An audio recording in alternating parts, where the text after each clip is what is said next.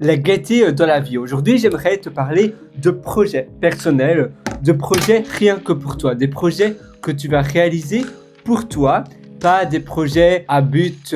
Tu sais, tu as les choses intrinsèques et les choses extrinsèques. Extrinsèques, ça va être les choses, par exemple, je suis salarié, je fais mon boulot de salarié, mais la raison principale n'est pas la tâche en question, c'est le salaire derrière. Intrinsèque, c'est rien que pour moi, pour le plaisir de le faire, je le fais. Et non pas pour quelque chose, une récompense qui vient par la suite. Donc ce n'est pas de manière indirecte, mais de manière directe, de manière intrinsèque, je fais quelque chose. Et tu vas donc te créer un projet, quelque chose de manière intrinsèque pour ton plaisir, pour toi. Tu vas par exemple lire un livre. Tu vois, là j'étais en train de lire un livre de JavaScript parce que j'aime bien la programmation, ou bien tu vas simplement suivre une formation.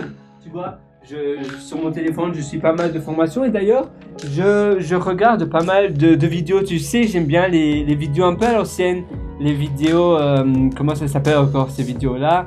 C'est une ancienne chaîne de télévision, je pense, et ça s'appelait, si je ne me trompe pas, INA. Tu sais, INA, je pense que c'est Institution Nationale Télévision Française, quelque chose comme ça, INA. Et je voudrais aussi te partager d'ailleurs l'article que j'ai écrit sur intrinsèque et extrinsèque. Je vais plutôt te lire la définition. Sinon, tu peux toujours découvrir mes articles sur pierrewriter.com. Tu sais, mon site pierrewriter.com. D'ailleurs, je peux te l'écrire. Ce sera encore plus simple. J'aime bien cette manière où je peux t'écrire ça sur un post-it. Alors, si je mets cela, Pierre, c'est pas facile. Hein. Et puis WRITER, presque fini. Et puis point, comme COM. Voilà. Comme ça. D'ailleurs, sur le miroir, je peux le montrer même au miroir. Voilà. Donc, pierrewriter.com. Sinon, intrinsèque. Alors, on y est presque, j'espère. Si je note. Alors, voilà. Intrinsèque, extrinsèque. Une personne est intrinsèquement motivée lorsque la raison derrière ses agissements, les choses qu'elle fait, est issue d'une relation directe entre l'individu, la personne et la tâche qu'il ou elle accomplit. Et en d'autres termes, ce type de motivation intrinsèque est présent quand on réalise, quand on fait quelque chose simplement dans le but de faire cette chose-là et non pas à cause d'un facteur externe, d'un facteur extérieur. Par exemple, quand un employé est motivé par son salaire directement et non pas par la relation extrinsèque dans ce cas-là avec son boulot, avec son travail.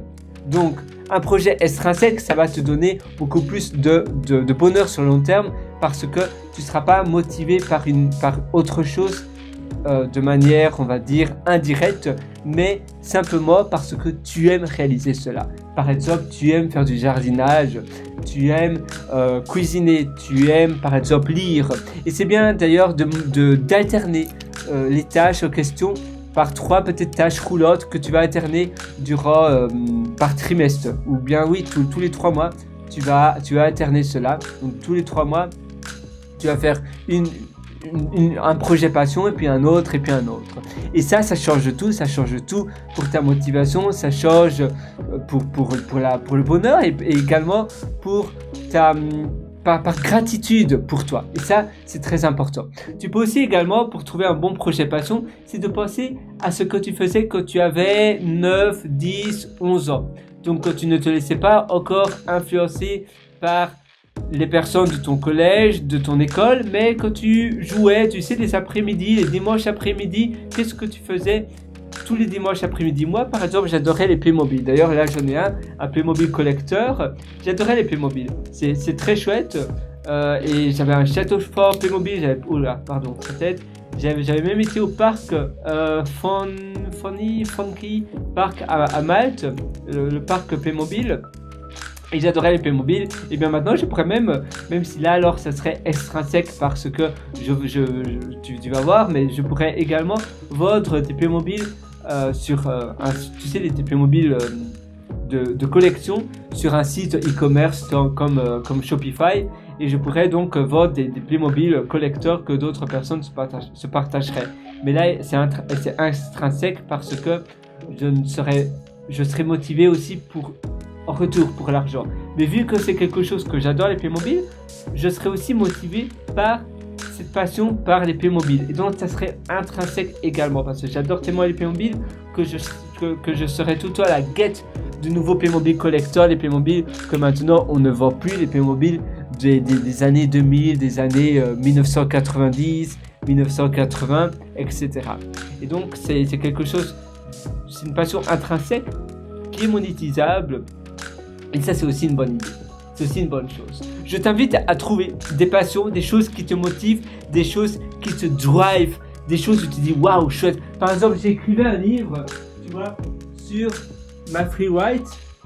Voilà. Et c'est chouette. J'aime bien écrire dessus, sur ma free write. C'est quelque chose d'assez sympa. Et toi, peut-être, tu préfères écrire sur ordinateur. C'est tout à fait, eh bien. C'est une décision tout à fait sage. Simplement pour moi, je préfère dépenser plus parce que je suis très sensible à la distraction. Quand je suis distrait, eh bien après, c'est très dur pour moi de revenir dans le flow, dans le flux de cette productivité. Donc pour moi, c'est très important de travailler dans le travail profond, dans le deep work.